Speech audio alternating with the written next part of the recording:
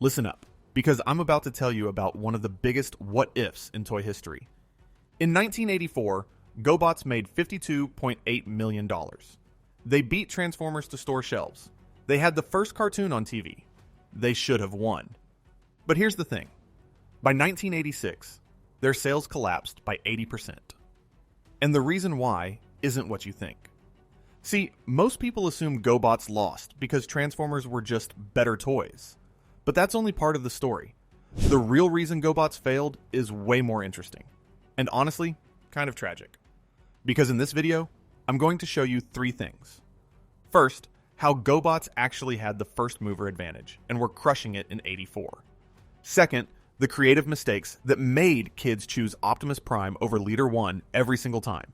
And third, and this is the part nobody talks about, how a catastrophic corporate debt crisis killed the brand before it ever had a chance to recover. By the end of this video, you're going to understand why GoBots is the ultimate cautionary tale about what happens when you prioritize speed over quality, and why, even today, the brand can't come back from the dead. But first, let me take you back to 1983, because that's where this whole story begins. Part 1, the first mover advantage. Alright, so it's 1983. You're a kid. You walk into your local toy store, and sitting right there on the shelf is something you've never seen before. A robot that transforms into a car, not a clunky wind-up toy. A real, honest-to-God transforming robot. That was GoBots. And they beat Transformers to market by months. See, Tonka Corporation, the company famous for making those indestructible metal trucks, they saw what was happening in Japan. There was this toy line called Machine Robo, made by Bandai, and it was killing it over there. Transforming robots were the next big thing. So Tonka made a move.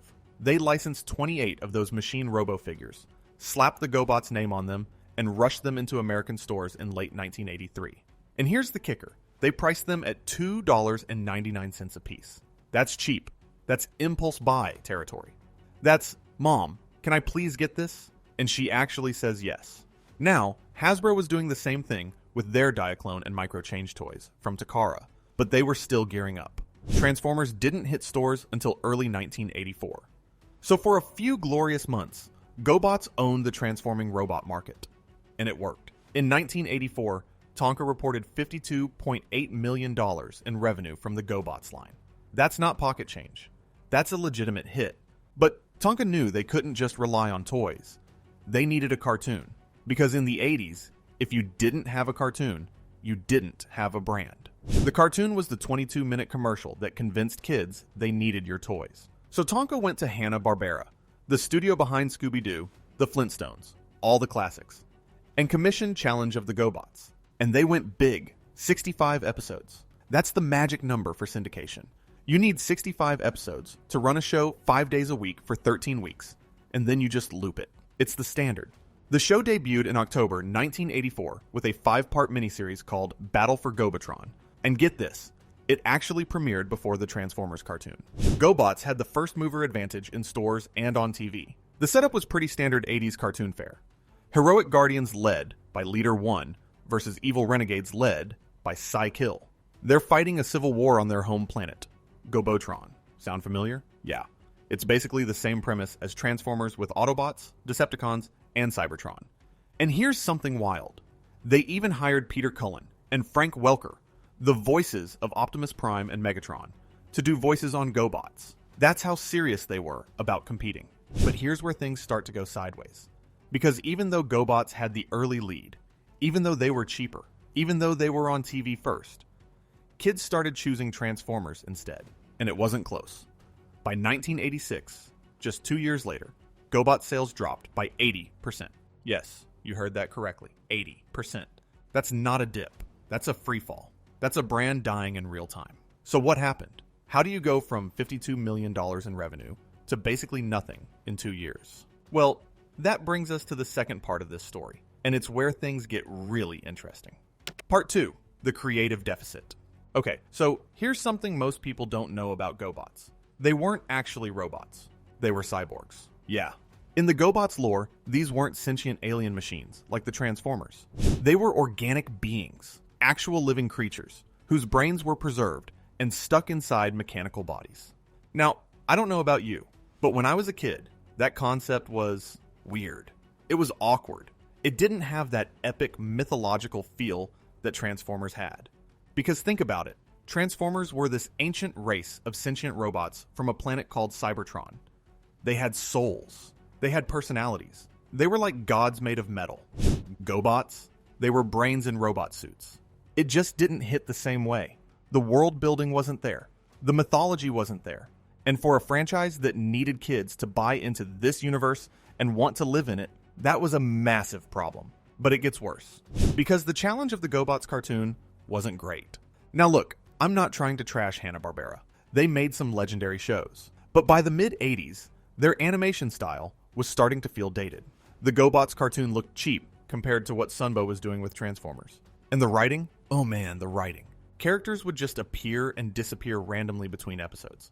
There was no continuity. The dialogue was clunky. I mean, there's literally a character named Wrong Way, and his whole thing is that he goes the wrong way. And they'd have lines like, "Hey, wrong way, you're going the wrong way." I'm not making that up. That's real.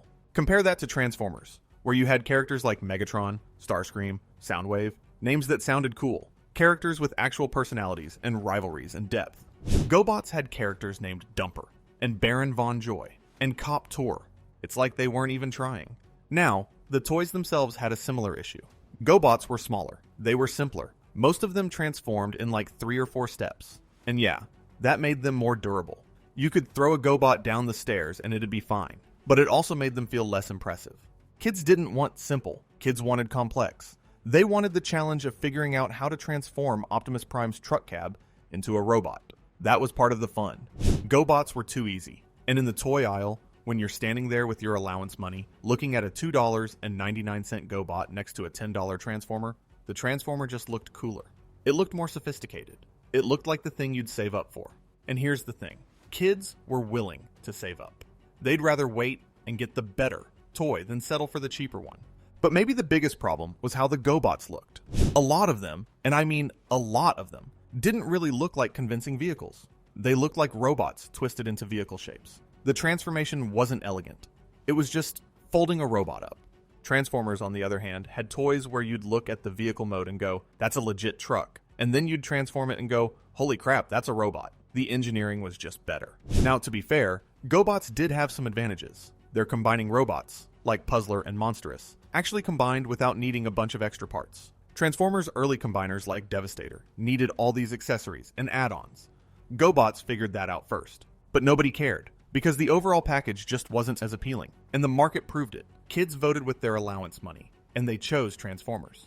By 1985, it was clear GoBots were losing. The cartoon wasn't getting renewed for a second season. Sales were slipping. Tonka was starting to panic. So they did what any desperate toy company would do in the 80s. They made a movie, and oh boy, was that a mistake. Part 3, The Rock Lord's Disaster. Alright, so it's 1986.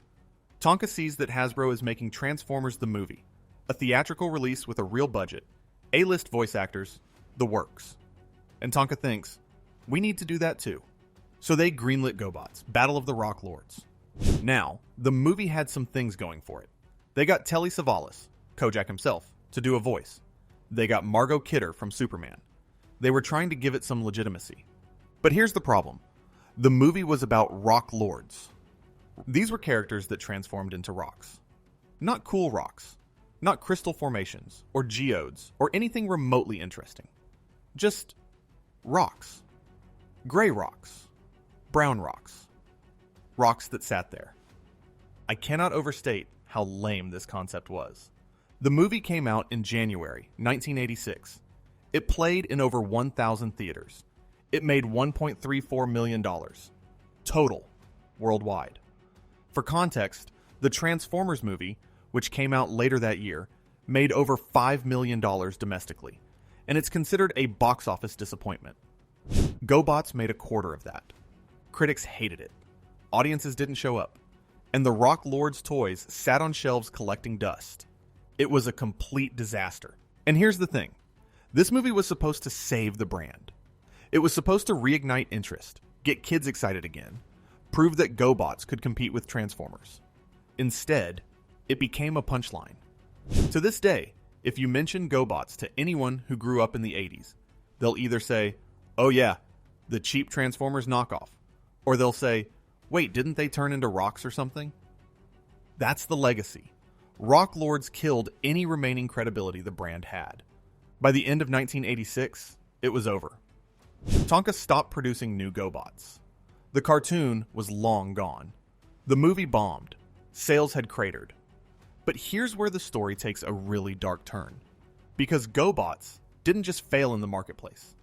The entire company that owned them was about to implode. And that brings us to the final, and most brutal, part of this story. Part 4. The corporate collapse. Okay, so Tonka's in trouble. GoBots are dying. They've got another hit with Pound Puppies, but that's not enough to stabilize the company. The toy industry is volatile. One year you've got a hit. The next year you've got warehouses full of unsold inventory. It's a brutal business. So Tonka's executives decide they need to diversify. They need to acquire other brands, spread out the risk. And in 1987, they make their move. They buy Kenner Parker for $628 million. Now, Kenner Parker owns some serious brands. Star Wars Toys, Nerf, Play-Doh, Monopoly. On paper, this looks like a smart acquisition. But here's the problem. Tonka didn't have $628 million. So they borrowed it. They went from having $8 million in debt to $360 million in debt. Overnight. Their debt-to-capital ratio shot up to 85 to 86%. That's insane. That's one bad quarter away from bankruptcy territory. And then, in October 1987, the stock market crashed. Black Monday. The Dow dropped 22% in a single day. It was the biggest one-day crash since 1929. Consumer confidence tanked. People stopped spending money. Retailers slashed their orders. And Tonka, loaded up with hundreds of millions in debt, couldn't handle it. They posted net losses in 1987 and 1988.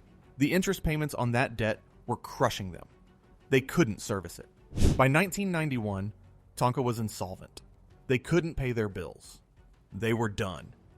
And that's when Hasbro swooped in and bought them. Hasbro acquired all of Tonka's intellectual property, including the GoBots trademarks, character names, and the fictional lore from the cartoon. But, and this is important, they didn't get the toy designs. Because remember, Tonka had licensed those designs from Bandai. They never owned them. So when Hasbro bought Tonka, they got the names Leader 1 and Psy-Kill, but they didn't get the actual toy likenesses. And the rights to the cartoon character designs, those are tied up with Warner Brothers, who owns the Hanna-Barbera library. So today, Hasbro owns GoBots, but they can't actually make GoBots toys that look like the original GoBots. It's a legal nightmare. The IP is fractured. It's basically unusable. And that's the real tragedy of GoBots. It's not just that they lost to Transformers in the marketplace. It's that even if someone wanted to revive the brand today, even if there was nostalgia for it, even if there was demand, they couldn't do it. The brand is legally dead, fragmented across multiple companies. Impossible to resurrect. GoBots didn't just lose, they were erased. So what can we learn from all this? First, speed isn't everything. GoBots got to market first, but they didn't have the quality to back it up. They rushed the product, rushed the cartoon, and it showed. Transformers took their time and built something better. Second, creative matters. The lore, the characters, the world building, that stuff isn't just window dressing. It's what makes kids fall in love with a brand. GoBots had cyborg brains and characters named Dumper. Transformers had an ancient war between sentient robots with souls. One of those is way more compelling than the other. And third, and this is the big one, corporate financial decisions can kill a brand faster than any competitor. GoBots didn't die because kids stopped buying them. They died because Tonka took on too much debt at the worst possible time. The 1987 crash, the leveraged buyout, the inability to service that debt, that's what killed GoBots. It's a reminder that in business, you can do everything right on the creative side and still lose because of decisions made in a boardroom somewhere. Today, GoBots are a footnote, a trivia answer. The punchline to a joke about 80s toy wars. But for a brief moment in 1984, they were on top. They had the first mover advantage. They had the sales. They had the cartoon, and then it all fell apart. So the next time you see an Optimus Prime toy on a shelf, remember, there's an alternate universe where Leader 1 won, where GoBots became the iconic transforming robot franchise and Transformers faded into obscurity. But we don't live in that universe. We live in the one where GoBots crashed and burned, and the wreckage is still too tangled to salvage. Thanks for watching, guys. But here's the thing. GoBots wasn't the only 80s toy line that crashed and burned in spectacular fashion. If you want to see more stories like this, brands that should have won but didn't, corporate disasters, and the weird business side of nostalgia, click on the video that just popped up on your screen. I break down another massive toy failure that'll blow your mind. See you there.